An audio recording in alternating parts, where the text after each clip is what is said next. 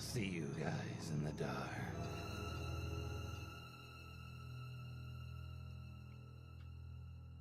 About a year ago, I had just gone through a bad breakup. He dumped me over a text on Valentine's Day, and after having been together for quite a while, this was quite a shock. I was absolutely devastated, and I felt bad about myself. It only took about 2 weeks before I was looking for another boyfriend, more or less a rebound guy. That's when I met John. We met on Tinder and instantly hit it off. I was in my first year of university studying biology, and he was in his first year studying history. He was smart and friendly and had a lot of common interests. He was giving me some weird vibes, but maybe it was just that he seemed a bit desperate. But honestly, I was too after my breakup, so I didn't think much of it. After only a few days of talking, he asked me to go on a date with him to a play. I was so excited because that was such an interesting date idea, and I thought it was pretty romantic. We go on the date, and it goes well. He rides the subway back a few stops with me, and I tell him about my ex. He tells me that he can't believe anyone would let a pretty girl like me go, and that he would do anything to make sure he got to keep me if we were dating. After a few dates, John had told me he had really bad depression and anxiety. Now, it's important for me to mention that I also have pretty extreme depression and mental health problems, and my breakup had kind of launched me into a downward spiral. So it was almost a relief to hear him say that, because I felt like he wouldn't judge me for having depression too. And after that, we could confide in each other about our depression and help each other to get out of bad mental states. After this revelation, we got really close really fast. We had only dated for a month, but we already had an intense relationship. I even thought that I loved him. Now, another problem with him was his mother, Karen. She was very possessive of him, and maybe it's because of his depression, but he wouldn't do anything without telling his mother first. One night he fell asleep at my place and forgot to set an alarm, and when he woke up, he had 10 missed calls and around 50 text messages from his mom trying to find him. She had apparently called every hospital looking for him. She knew he was going to spend the night. She was just concerned because he slept 2 hours later than he said he would. She would do other things to manipulate him, like verbally abuse him, or tell him he's a bad son if he doesn't do everything she wants, and she sets limits on how often and when he could come to my place. I wasn't happy with this, obviously. I told him I thought it was ridiculous, and she treated him like a child, and that he's an adult. He can go on dates whenever he wants. If she wants to know where he is at, that's fine, but he shouldn't have to ask for permission. We had a small argument about it, but he was obviously a mama's boy, so I dropped it. I still hadn't met his mom at this point, so who was I to judge? Another thing I'll mention is that one time, he had asked me to do a role play with him in which I wear his glasses and call him specifically Sweetie. He was very clear that he wanted me to call him that. He told me it was a teacher fetish. I told him I wasn't into that kind of thing, and I'm sorry. He asked a few times and never really dropped it until I always said no. This is important later. After one particular bad night, he came over to console me, and I told him I was feeling pretty depressed. And his response? He asked me to marry him. This was only after just 1 month of dating. I laughed, thinking he was just joking. But he wasn't, and he didn't laugh. He just stared me in the eyes. There was an awkward silence, and I said, "What?" And he said, "I'm serious. I love you. I want to spend my life with you." I laughed and gave him a firm no. He looked disappointed, but dropped it. I was concerned about this and confided in my friend, and she said if it were her, she'd dump him right away. I thought it was quite strange, but really relied on emotional support he gave me. It was very emotionally fragile at the time, so I decided I'd just pretend it didn't even happen. I'd like to mention, I know I had made mistakes and ignored red flags, but when I was with him, he often implied, or even stated that I was too emotionally unwell and unattractive to ever get anyone better than him, and said other manipulative things that made me feel like breaking up with him would be a really bad idea for me. As well, he often made comments about how he would hurt himself if I ever broke up with him, and it would be my fault. Yeah, what a great guy. But I thought I loved him. A few days later, I went to his place for the first time. He lived with his parents, so when his mom got home from work, of course, I introduced myself. She seemed very skeptical of me and wouldn't shake my hand. She gave me a fake smile and said, "Hi," then started focusing all her attention on John. "Hi, sweetie," she said, giving him a big kiss. On the lips. Yeah, on the lips. She also wore very similar glasses to him and continued to call him sweetie all night. That was basically the only thing she called him. Sound familiar to anyone else I mentioned? Yeah, I was very much creeped out, but kept my mouth shut. His mom never spoke to me. If it was necessary, and I got a very weird vibe off of her. I'd only gone to her house and met her willingly one more time after this, and it went basically the same, except this time I was doing homework, and she kept making comments about how I was stupid because I couldn't do my homework on my own. If I ever took a break to talk to John about anything, I tried to argue with her and got called a bitch, but John shut us both down, and we all moved on. His dad also lived there, but mostly said nothing and lurked around in the background, not saying much, or staying in the basement, so he's not really important to the story, just interesting in detail. Fast forward a few days. I was still talking to John, but I think he sensed I was growing distant from him. I got a text from John very late at night telling me he was suicidal and needed me. I had a midterm the next day and told him I'm sorry, I can't be there. I need to sleep and be at school in the morning for the midterm. He was very upset, however, so I suggested he go to the hospital and told him I could meet him there after my midterm. He didn't respond to me. After a half an hour, I got a text from him. He told me he's outside my residence building and that his mom drove him. I told him again I couldn't go to his place. He said that's okay, and he just wanted to talk. I gave in and go outside to meet him and go for a walk. He starts walking in the direction of the parking lot. I get a bad feeling in my stomach. I don't know why, but I just felt scared. I say, "Why don't we walk this way?" and try to turn around and go the other direction. And he says, "No, it's fine," and grabs my arm tightly. I don't know what else to do. I say, "John, you're making me really uncomfortable. Why are you taking me to the parking lot?" He said nothing and kept walking me in silence. I try to pull my arm away, but he has a tight grip on me. "John," I said loudly. He says, "It's okay." "Let me go home, John," I say firmly, pulling my arm. No one else was around to help me, and I was very scared. "I don't think you want to do that," he said, emotionless. "What? Yes, I do." I'm about to cry at this point. I was so confused and scared. He starts explaining. "Listen, Kat, my mom is in the driveway, and if you don't get in the car soon, she's going to call the police and tell them you're suicidal. The police will come here and cause a scene, then hold you against your will."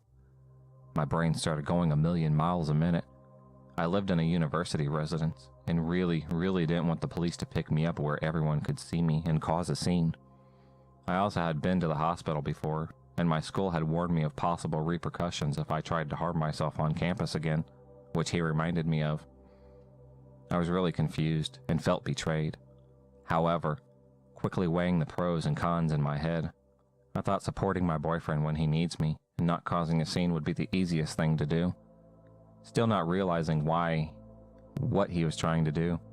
I tell him I'm not happy and that he's blackmailing me, and I don't want to be with him if he's going to treat me this way. But the threats continue, so I go to his car. I get there, and there's his evil mother, Karen, with the most disgusting, evil smirk on her face. "I was just about to call the police," she says. John stands beside me as I get in the back of the car, and he gets in the front. She starts to drive. As the shock wear off, I realize that I was pissed. I started yelling that you're manipulating me, and go off on Karen for manipulating her son and being a bad mother, and on him for being a bad boyfriend. Meanwhile, Karen is screaming at me that I'm a slut and a bad girlfriend, and that I should hurt myself because I'm such a bad influence for John, and we have one of the most intense arguments I've ever had. I hate confrontation, and I honestly didn't know I was capable of so much rage, but fear and adrenaline does crazy things to people. Karen then pulls over the car, gets out. She says, I lunge at the door, ready to run. But I will call the police on you. I hesitate. Who will they believe? A reliable older lady with a respectable job? Or a slutty little autistic hood rat like you? Especially with your history of mental health. And then she laughs at me. The situation dawned on me. I couldn't leave.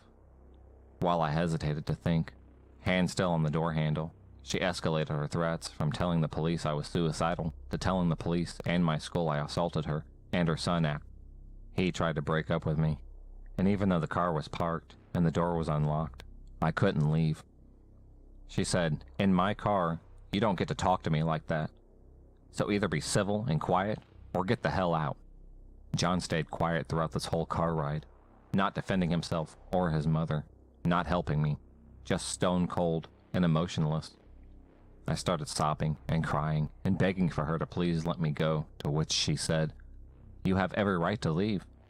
I felt like I had no option, so I swallowed my pride, apologized to disgusting Karen, and I let myself get driven to their house. I tried texting my friend what was going on, but she wasn't answering me. Once we got there, it's like 1 or 2 in the morning. I wasn't sure because of course my phone had died. Great timing, right? Karen had been taunting me and making fun of me the whole way home, and I wasn't even able to defend myself after her new threats. I was still crying, and John helped me out of the car. He held on to me as I went inside. I don't know if it was he wanted to get me in quickly, or because I could barely move. I was crying so hard. But they kept shushing me, and Karen raised her hand as if to slap me if I didn't shut up in her words. So I stifled my tears until we got inside. Once we get inside, John brings me straight into his room. He asked me if I want to watch a movie, but I just lay down on his bed and sobbed. He sits beside me and touches my arm in what would have been a comforting way under different circumstances. I pulled away, and he just quietly watches videos and occasionally tells me that was for the best. How I couldn't hurt myself as long as he was protecting me, and now we could both be safe together. His dad was home, but the whole time everything was happening, he said nothing to me, and only came into John's room one time to give me a strange look, and then leave. What a weird guy.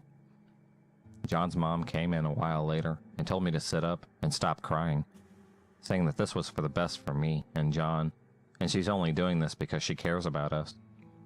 I don't have anything to say to her, so I just pet their dog and don't make any eye contact.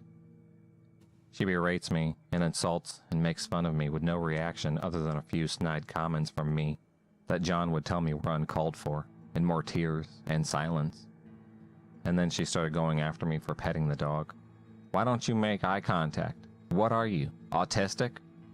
Then proceeds to call me a retard and other slurs, and all of this even more disgusting than before, because of her respectable job is that she works with disabled teenagers.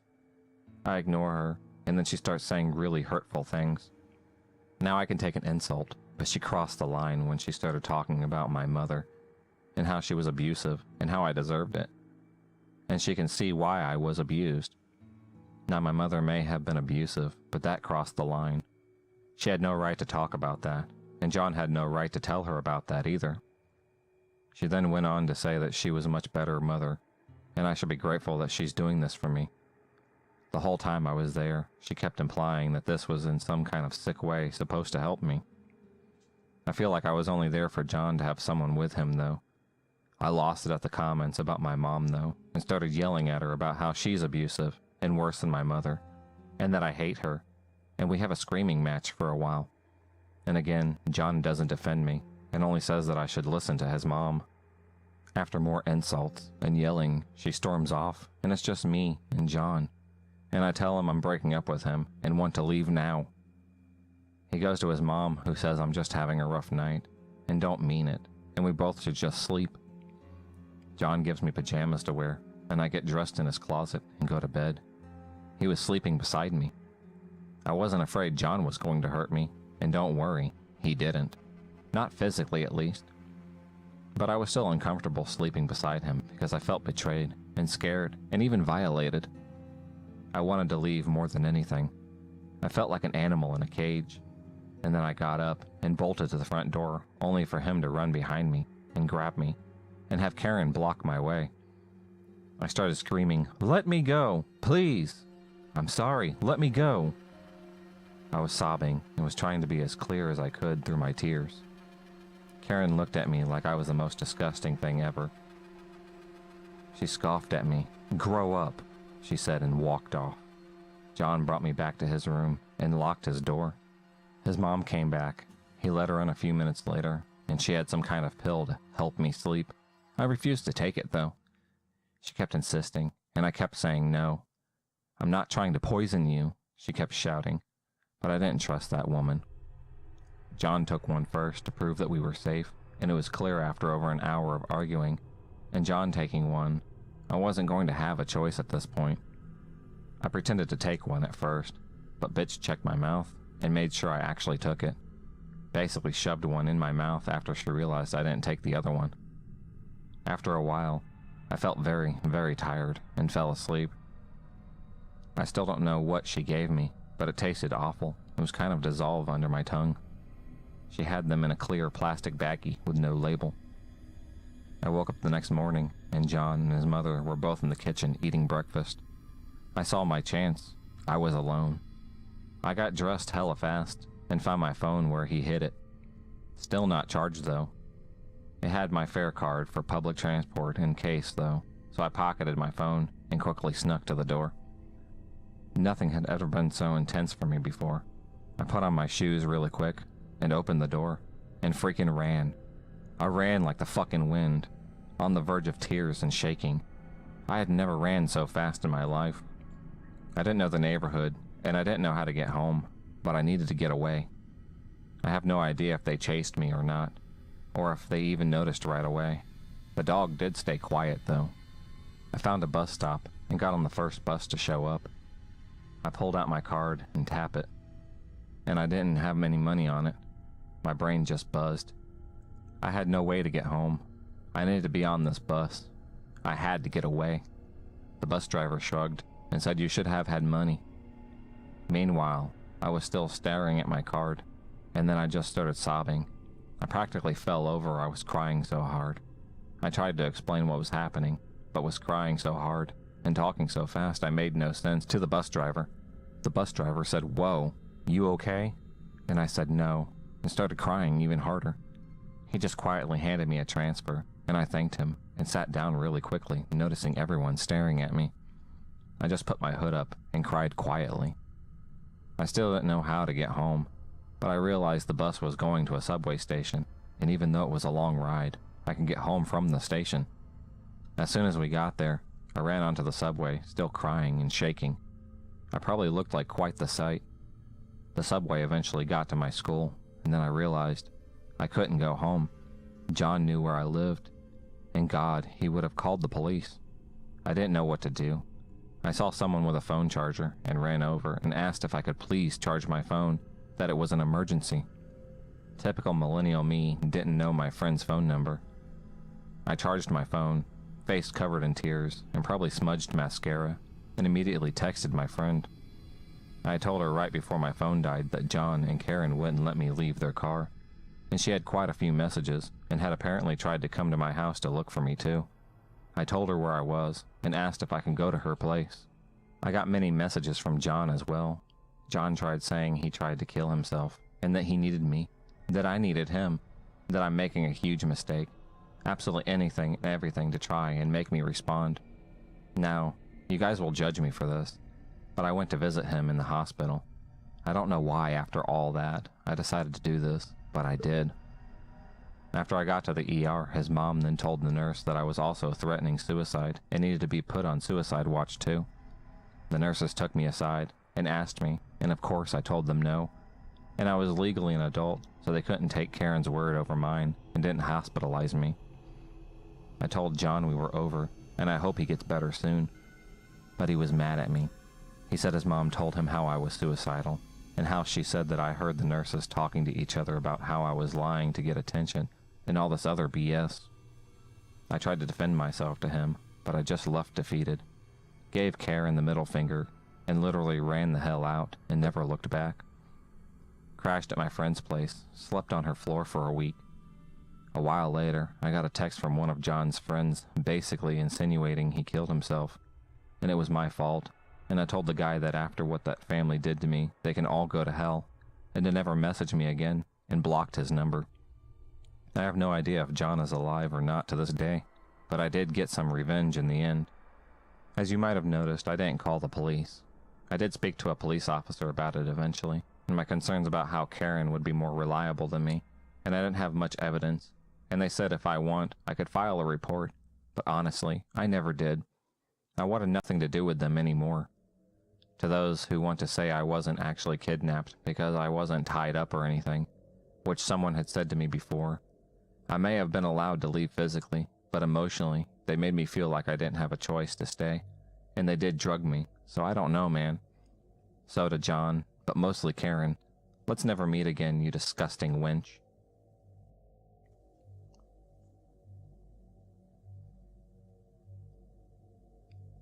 Two years ago, when I was a sophomore in high school, I started dating someone, Grayson. Our relationship was very explosive and toxic, but that is not what this story is primarily about. Grayson's dad always gave me the creeps. I believe in a way he was a pathological liar. Here's some background. Tim is really full of himself. He believes he's established his own businesses, thinking he's come up with innovative war tactics the government is using thanks to him. I also have reason to believe he was a dishonorable discharge from the military. Grayson always told me that he left the Air Force to come home and be with his wife.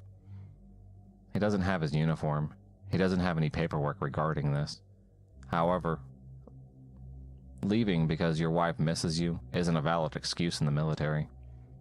At first, it seemed innocent, such as giving me and my mom his cell phone number in case we needed to be in touch. Grayson was always bad about ignoring texts from his dad in school, so I'd find him and tell him his dad was waiting outside for him. But it kind of got weird. He would go out of his way to text me and my mom for non-Grayson related matters. He would often invite me over when Grayson was not over, to do things such as Grayson's laundry, or to bake cookies, or even wait until he gets home to surprise him. My mom never let me, nor did I really want to because I knew this was weird. Anytime Grayson and I were on the phone, his dad would start saying really mean things to me, yelling at him, calling him retarded, stupid, etc. It always made me uncomfortable, because I'd come around his dad would even act differently.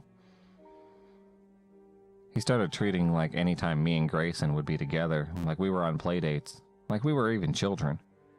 He would often remark about me being his stepdaughter to strangers, and this man would talk. He would tell everyone and anyone regardless if it seemed like to the conversation or not, which made it really awkward for us, because Grayson would have his arm wrapped around me, or would be affectionate, and him saying that would make things awkward for us. I remember trying to tell Grayson several times that his dad really freaked me out, and my parents were not happy about his dad either. He didn't really understand. He told me he had lost his daughter at birth, and that maybe him acting this way was him coping with it. Grayson's dad, Tim, had recently gotten close with his neighbor at the apartment complex. She had a daughter. Kelly was 6, maybe 7 years old. Her mom was a deadbeat, would only come around Tim whenever she needed money to get cigarettes or other stuff, but she did not hesitate to let Kelly spend several hours alone with Tim, or letting Tim pick her up from school. I remember one specific time that he brought Kelly along to pick Grayson up from my house. It was cold outside. He sent her to my door in pajamas. We had been watching a scary movie, and when she saw Grayson, she excitedly said, "Tim is taking me to see Moana." It was 11 p.m. It was really late, and I was extremely bewildered. Kelly eventually got taken away from her mother and was in a foster home. Tim would try to get me or Grayson to go to the door and leave stuff for her to have, from Tim.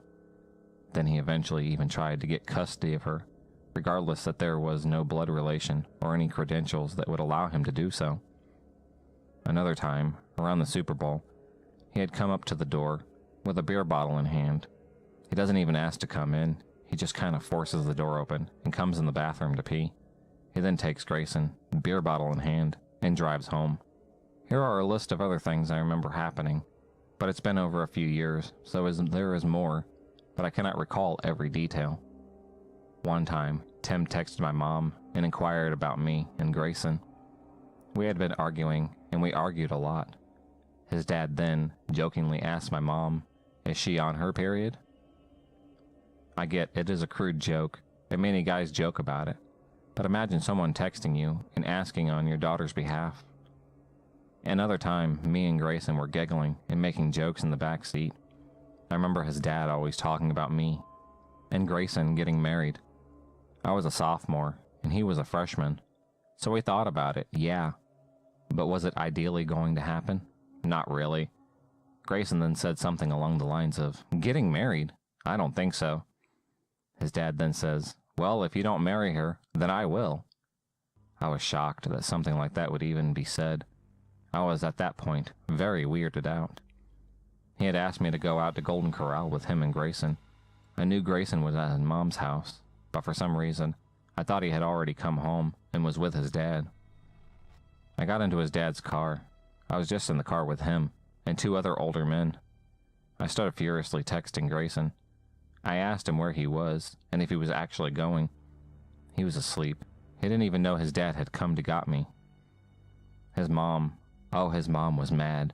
She chewed his dad out on the phone while it was on the car speaker, and I was sitting behind his seat. She said he needed to stop this weird behavior.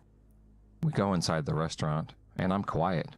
I'm just waiting for Grayson to text me. I am upset, and I'm confused. He finally comes in. He was mortified. I wanted so badly to go home, but I didn't want to make a scene by leaving, so I just tolerated it. Our last and final argument ensued. It was because Grayson started sexting girls.